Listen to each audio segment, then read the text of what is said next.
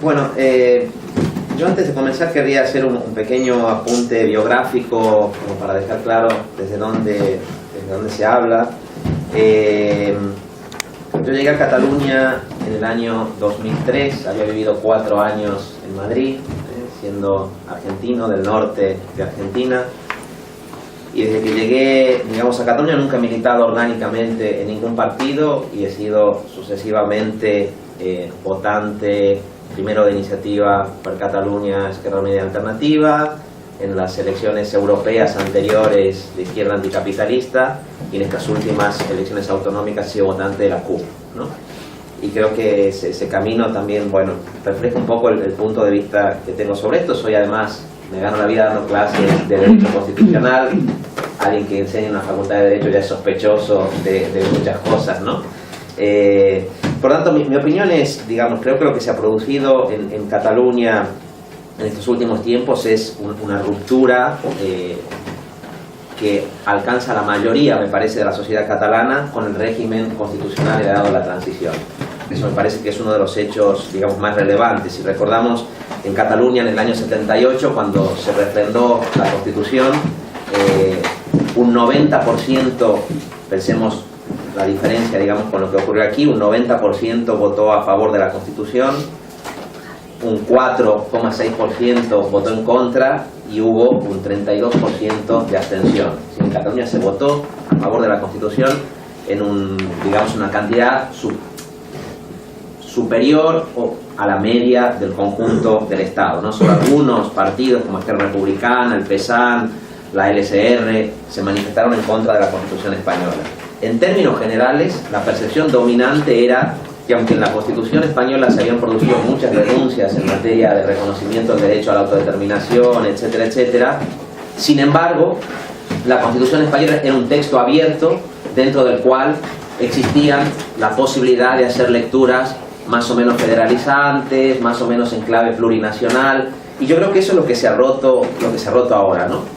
Se ha roto esa percepción de que el régimen constitucional permitía alcanzar niveles de autogobierno y de pluralismo más amplios, sobre todo después de la sentencia contra el Estatuto de Autonomía, la sentencia del 2010, combinado con el estallido de la crisis financiera. Ese cóctel de estallido de la crisis capitalista y la sentencia del Tribunal Constitucional sobre el Estatuto de Autonomía de Cataluña de 2010 me parece que es la que expresa bastante bien, digamos, lo que ocurre, ¿no? Si recordamos, el Estatuto de Autonomía, la propuesta de reforma del Estatuto catalán de 2005, posterior al rechazo al Plan Ibarretxe por parte de las Cortes, se aprueba en el Parlamento de Cataluña con 120 votos, es decir, con un 91,8% de los miembros del Parlamento. Solamente el Partido Popular se opone a esa propuesta de reforma, que luego es recortada en las Cortes, luego es objeto inmediatamente de torpedeo por parte del Partido Popular.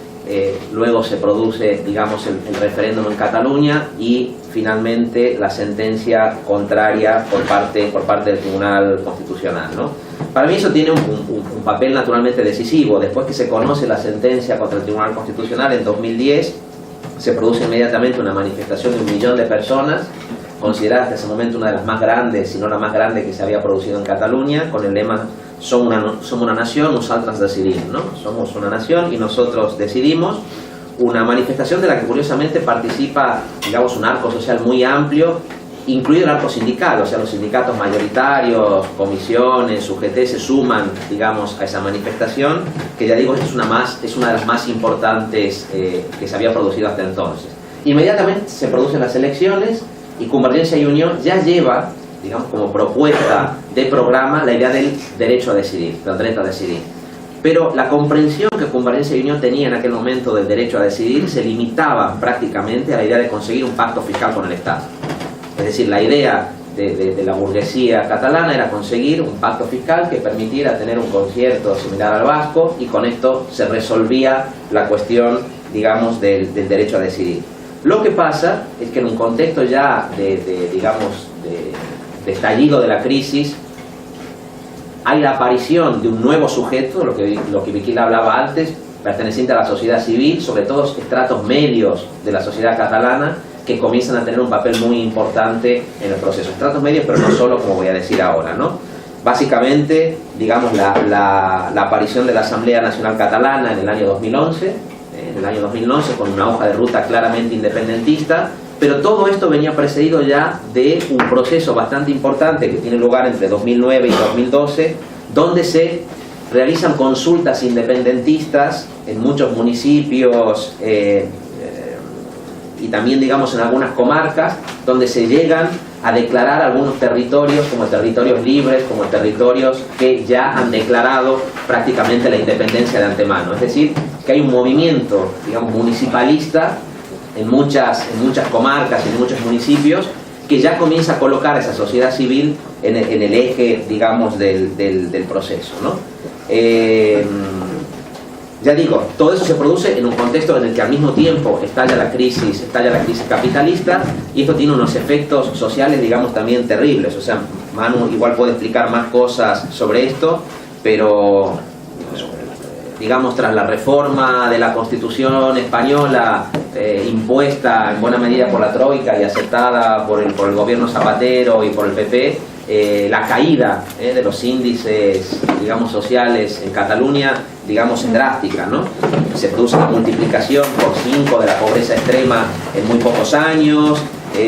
Actualmente un 25% de los menores de 25 años está, digamos, en situación de pobreza. Se producen más de 100 lanzamientos por día por impago de hipotecas y por impago de alquiler. Barcelona es una de las ciudades donde más desahucios se producen por impago, ya no de hipotecas, sino simplemente de alquiler. La combinación entre digamos, el crecimiento del paro y la imposibilidad de pagar estos servicios básicos, y al mismo tiempo, como consecuencia de la imposición de las políticas de la Troika, se paga una cantidad de intereses, digamos, de intereses de la deuda, que son ligeramente inferiores anualmente al presupuesto que existe en materia de sanidad.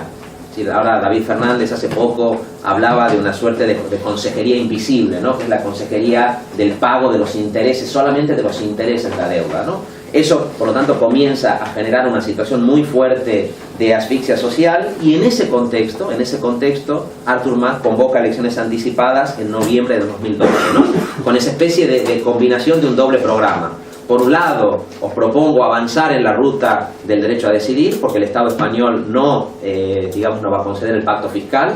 Por lo tanto, Convergencia comienza a meterse en una especie de camino sin salida, porque la combinación explosiva que propone es derecho a decidir más recortes que son necesarios por una cuestión de realismo, por una cuestión de responsabilidad, etcétera, etcétera, ¿no? Ese es el doble programa de Convergencia. ¿Cuál es el resultado? Bueno, el resultado es que la ciudadanía en las urnas no le da el visto bueno a esa oferta, ¿no? Convergencia obtiene 50 diputados, pierde 12 diputados en relación a los que tenía. Esquerra Republicana obtiene 21, es decir, que crece 11. Iniciativa per Catalunya, Esquerra Unida y Alternativa, obtiene 13, es decir, que sube 3. E irrumpe también la CUP con 3 diputados y 126.000 votos. Es decir, la idea de que la oligarquía catalana es la que lleva el proceso, que es la burguesía catalana la que lo controla, comienza como a resquebrajarse, ¿no? En términos electorales. Es verdad que también en las elecciones, digamos, el Partido Popular obtiene 19 diputados y crece 1, y aparece una nueva fuerza españolista, digamos, con un peso relevante, diríamos, en Cataluña, que se pensaba que tenía un techo, pero demuestra no haberlo tenido, al menos hasta ahora, que es Ciutadans, que obtiene 9 diputados y crece, digamos, en 6. Pero lo que está claro es que las izquierdas salen reforzadas en buena medida de ese proceso, y, como digo, se resquebraja bastante la idea de que el proceso soberanista es un proceso, digamos, controlado totalmente por Convergencia, ¿no? Sobre todo es muy interesante, digamos, la aparición de la CUP en esto, que refleja un proceso que tiene como raíces. En buena parte responde a toda una experiencia de municipalismo alternativo que ya había comenzado a producirse en Cataluña a partir del año, digamos, 2003, entre el 2003 y el 2007, donde existieron en Cataluña más de 150 candidaturas independientes, muchas de ellas vinculadas a una nueva oleada, digamos, de izquierda independentista, pero no solo, y en la que se incorporan muchos activistas sociales que habían tenido una participación importante en el ciclo de luchas que iban entre 1996, digamos, y 2003. Aquí hay un fenómeno de municipalismo alternativo muy importante, que pone, digamos, una cierta presión en la izquierda mayoritaria hasta ese momento, que era Iniciativa per Catalunya, y que también, digamos, experimenta un cierto crecimiento como consecuencia de la aparición del 15M y como consecuencia de la aparición de nuevos movimientos sociales, como puede ser la plataforma de afectados por la hipoteca, las mareas, etcétera, etcétera, ¿no? Sin eso no puede explicarse los 126.000 votos de la CUP y en buena medida los votos que la CUP obtiene también en Barcelona, donde no es casual, digamos, que el cabeza de lista fuera David Fernández, una persona muy implicada en el movimiento cooperativista, muy implicada en la primera línea del activismo social, ¿no? Bueno, por lo tanto, ese es el escenario que se abre, digamos, después de las elecciones de 2012. Después de las elecciones de 2012, ya Convergencia y Unió, yo creo, comienza a colocarse en esa especie de callejón sin salida, porque hay una reacción muy fuerte, tanto de los poderes fácticos vinculados al Estado español, como de, digamos, el gran empresariado catalán, que comienza a ver, digamos, con cierta sospecha y comienza a ver con cierta desconfianza el proceso que se está generando, ¿no? Una cosa es generar presión para obtener un pacto fiscal, otra cosa es que la gente comience a salir masivamente a la calle, porque ya sabemos cuando la gente sale a la calle, después es difícil hacerla que vuelva a casa, ¿no? Y entonces los mensajes comienzan a ser muy claros, La Vanguardia cambia de línea editorial y La Vanguardia comienza a apostar claramente por la idea del pacto, ¿no? Que es una idea recurrente en estos últimos tiempos: pacto, pacto, pacto, el pacto fiscal a cualquier precio. Digamos, sectores altos del empresariado catalán comienzan incluso a amonestar en algún sentido a Mas, ¿no? Que aparece como un presidente relativamente, en mi opinión, aislado y que no representa exactamente los intereses de clase que debería representar. Y dentro de la propia Convergencia y Unió también se produce una decisión muy fuerte, ¿no? Ya hablar hoy de Convergencia y Unió me parece a mí que es exagerado, porque está claro que Unió está claramente en contra, digamos, de este proceso, y dentro de Convergencia, bueno, hay, digamos, diferentes posiciones, ¿no? Hay una posición, digamos, claramente más pactista, en mi opinión, pero luego hay parte de las bases de Convergencia, de los sectores, digamos, más jóvenes, que entienden que esto no tiene, digamos, una vuelta atrás, ¿no?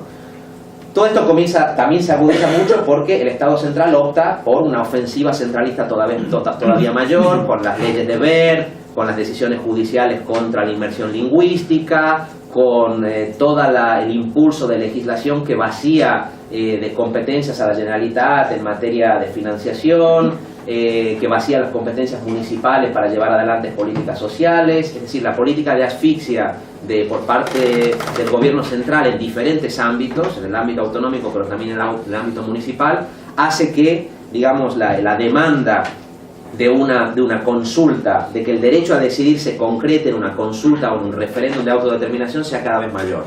Ahora se calcula que entre el 75 y el 80% de la población catalana está a favor de una consulta o un referéndum de autodeterminación donde se pueda preguntar, digamos, por la independencia, ¿no?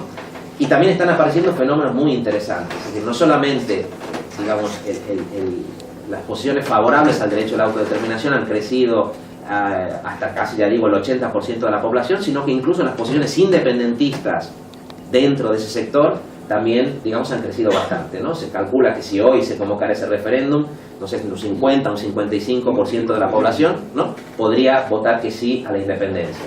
Estamos hablando, digamos, de sectores sociales que no eran independentistas, o de buena parte de esos sectores sociales que no eran independentistas hace 3 o 4 días. Es decir, hay un sector importante de la izquierda independentista de toda la vida que está, digamos, en este proceso, pero hay una parte importante de la sociedad catalana que consideraba que un proyecto federal, de federalismo incluso pluralista o plurinacional, era posible, y que hoy ve que esa ilusión, digamos, se ha cerrado, ¿no? Y entonces aparecen nuevas formas de independentismo que se declaran abiertamente no nacionalistas, ¿no? Incluso el propio David Fernández decía: yo me considero independentista pero no me considero nacionalista, ¿no? La independencia con una estructura estatal no supone asumir los presupuestos del nacionalismo. Bueno, siempre que nos pusiéramos de acuerdo de qué hablamos cuando hablamos de nacionalismo, que también es otra cuestión seguramente a discutir. Pero aparece un fenómeno también muy interesante, que es el independentismo castellano parlante incluso, ¿no? un grupo como Súmate, vinculado a Esquerra Republicana en parte, pero donde hay algunas figuras muy curiosas y muy interesantes. Una de estas es el periodista Antonio Baños, que sacó un libro muy recomendable que se llama La Rebelión Catalana, que acaba de salir en versión castellana con un prólogo de Isaac Rosa, y que refleja muy bien la aparición, ya digo, de diferentes formas de independentismo, ¿no? Incluso hasta un independentismo libertario, en los sectores libertarios y autónomos tradicionales de Barcelona y otros sitios de Cataluña. Uno logra ver gente que dice, bueno, yo tal vez no estoy a favor de un Estado propio, pero estoy a favor de la independencia, ¿no? De construir una nueva institucionalidad republicana, aunque no fuera estrictamente estatal. Bueno, ese debate era quizá impensable hace un tiempo, y ese debate, sin embargo, existe hoy dentro de la sociedad catalana, ¿no? Bueno, la posición de las izquierdas con respecto a esto es una posición, digamos, también interesante. Ahora, como sabéis, hay sobre la mesa una propuesta de consulta o de referéndum clara con 2 preguntas, ¿no? Que es la que teóricamente tiene que hacerse el 9 de noviembre. Bueno, la primera está de acuerdo con que Cataluña tenga un Estado, y la segunda, si la respuesta es afirmativa, está de acuerdo con que ese Estado sea independiente. Esta fue una pregunta pactada por buena parte del arco parlamentario. Quizá la CUP fue la que luego planteó más dudas con respecto a lo que había sido esa pregunta y a las consecuencias políticas que tenía, y cómo esa pregunta también estaba pensada para dejar siempre una salida a la posibilidad de pacto finalmente con el Estado central. Pero en este momento, digamos, tenemos dentro del arco de lo que serían las izquierdas, por un lado, Iniciativa per Catalunya, Esquerra Unida y Alternativa, favorable a que se haga naturalmente esa consulta y ese referéndum sí o sí, pero muy dividida en sus bases acerca de si se votaría sí o no a favor de la independencia, ¿no? En la CUP, en cambio, esta posición, digamos, es clara, y esa posición favorable a la independencia también viene acompañada de un programa o de una propuesta, digamos, social con un contenido muy fuerte. Y luego estaría Esquerra Republicana, que en este último tiempo ha intentado condicionar en alguna medida parcialmente las políticas de Convergencia y Unión. A mí me parece que en algunos casos se nota, digamos, ese freno relativo que Esquerra consiguió imponer a algunas políticas de convergencia, y en otros casos la connivencia con políticas neoliberales es muy clara, ¿no? Incluso en algunos sectores muy preocupantes, como en el caso de sanidad, donde bueno, digamos, la participación de Esquerra en un modelo de gestión muy atravesado por la corrupción y digamos, por políticas al servicio de las grandes multinacionales en materia de sanidad, es cada vez mayor y cada vez, digamos, más preocupante, ¿no? Y en ese contexto es donde aparece, después de las elecciones, esta propuesta del procés constituente, ¿no? Que es una propuesta muy curiosa, porque es una propuesta que lleva un nombre muy abstracto, proceso constituyente, del cual tampoco no se hablaba hasta hace, digamos, relativamente poco tiempo, y que sin embargo está ahora en boca de diferentes actores políticos, que ya no estaba en algunos antes de que apareciera este proceso constituente con minúscula, que es una propuesta que lanzan 2 figuras mediáticas como son Teresa Forcadas, monja benedictina, y Arcadio Oliveras, un economista muy vinculado también con los movimientos sociales, con el apoyo, digamos, por detrás, en el núcleo organizativo duro, básicamente de sectores cristianos de base que están detrás de esta propuesta, y mucha gente vinculada a Revolta Global, ¿no?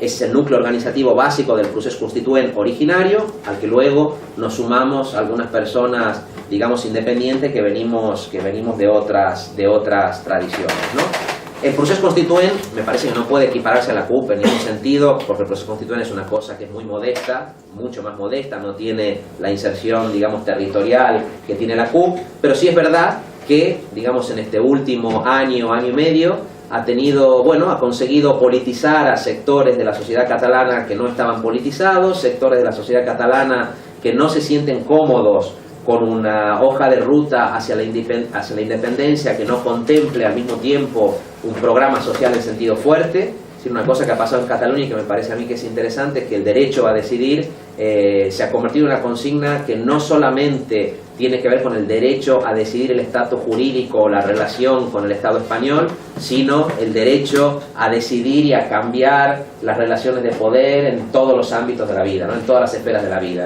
en la esfera doméstica, por ejemplo, digamos, reivindicado por el movimiento feminista, en la esfera del trabajo, de la producción, de la educación, de los barrios.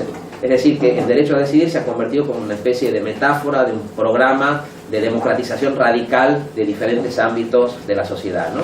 Y es en ese contexto, ya digo, que aparece el proceso constituyente con una propuesta muy clara: la necesidad de que haya una candidatura unitaria de confluencia de las izquierdas en las próximas elecciones autonómicas, alrededor de un programa de 10 puntos, que es un programa... Bueno, no sabría bien cómo describirlo, pero es un programa, digamos, rupturista, ya digo, en términos sociales, y que hace una apuesta muy fuerte por la regeneración de la política, por la democratización de la política, etcétera, etcétera, ¿no? Ya luego podemos discutir cómo fue recibida la propuesta esta del proceso constituyente por parte de la CUP. La CUP en principio mantuvo como una cierta distancia, porque tenía además su propia hoja de ruta política y su propia estructura organizativa interna, y en cambio Iniciativa per Catalunya intentó como acercarse más al procés, aunque es verdad que en términos generales el procés tiene posiciones que pueden ser más cercanas a la CUP que a la propia iniciativa, ¿no? Por lo tanto, ahora, y con esto yo más o menos acabaría, luego podemos discutir los temas que consideréis oportunos. Ahora nos encontramos en una situación donde, digamos, este proceso ha continuado, como decíamos, avanzando. Es un proceso al que ya no se puede, digamos, reducirlo. Yo creo que eso es cada vez más claro, a esta caricatura de que es un proceso totalmente controlado por la oligarquía catalana. Convergencia, o una parte de Convergencia, ha hecho una apuesta fuerte que le puede salir mal, pero es verdad que la situación ahora es bastante incierta, ¿no? Hay una propuesta sobre la mesa que es la de la consulta del 9 de noviembre. El gobierno central está haciendo todo lo posible para impedir que esa consulta se pueda hacer, sin que el Partido Socialista digamos, esté haciendo prácticamente nada para despegarse de la política del gobierno en esto. García Margallo estuvo ahora hace muy poco en Cataluña en una cena con empresarios asiáticos de las grandes multinacionales asiáticas, y ya se encargó en, digamos, lanzar el discurso del miedo, planteando, digamos, todas las pestes que caerían sobre Cataluña si fuera independiente, ¿no? Que se dispararía la deuda, que caería el Producto Interno Bruto, que se deslocalizarían muchas empresas transnacionales. Bueno, la verdad es que cada vez, mientras más habla Margallo, más ganas te dan que el proceso siga adelante, porque, bueno, que marchen algunas multinacionales, ¿no? Ya eso se parece a una especie de paraíso, ¿no? Cuando lo explica con algún detenimiento. Pero a partir de aquí es verdad que desde la CUP y desde muchos espacios, por ejemplo, se puso ahora, digamos, se sometió a firma y a debate público un manifiesto, ¿no? Que se llama Por un referéndum, pero un referéndum tan sí como no, ¿no? Es decir, por un referéndum sí o sí. Propios presentadores del manifiesto tenían muchas dudas, ¿no? Tenían muchas dudas porque no se tiene claro cuál es esa vía. Está claro que Convergencia lo que le gustaría es que ese proceso poder controlarlo desde arriba. Habría que discutir también cuál es el papel de las clases populares en todo esto. Yo creo que las clases medias empobrecidas son el núcleo duro de la Asamblea Nacional de Cataluña. Son clases medias que se han visto tocadas por la crisis, pero todavía no de manera radical. Y en las clases populares me parece que la percepción del proceso es más ambigua. Es verdad que una parte de las clases populares ha bajado la guardia y está dispuesta a escuchar un discurso independentista que hace tiempo, digamos, seguramente le hubiera resultado más ajeno, pero también es cierto que en espacios como la PA, la plataforma de afectados por la hipoteca, este debate es complicado, ¿no? Hay asambleas de la PA en las que no se puede hablar en catalán, ¿no? Por la extracción social que tienen los afectados, digamos, por la hipoteca, y otras en las que sí, pero ahí hay como una discusión de fondo, ¿no? Bueno, por lo tanto, luego podemos hablar del panorama que se abre. Lo que sí es verdad que es un escenario vivido con mucho entusiasmo por una parte importante de la población, que al menos mentalmente uno nota que ya está en un escenario de independencia, que ya no está, digamos, dispuesta a pedir permiso para seguir adelante, y eso es un hecho nuevo, pero también muchos temores de que, de la misma manera que ocurrió en el año 77-78, esta propuesta de proceso constituyente, en lugar de traducirse en una ruptura democrática y en un cambio no solo de régimen político, sino en un cambio de régimen político que venga acompañado de transformaciones económicas profundas, pues acabe en un nuevo pacto entre élites que pueda frustrar, ¿no?, este impulso democrático.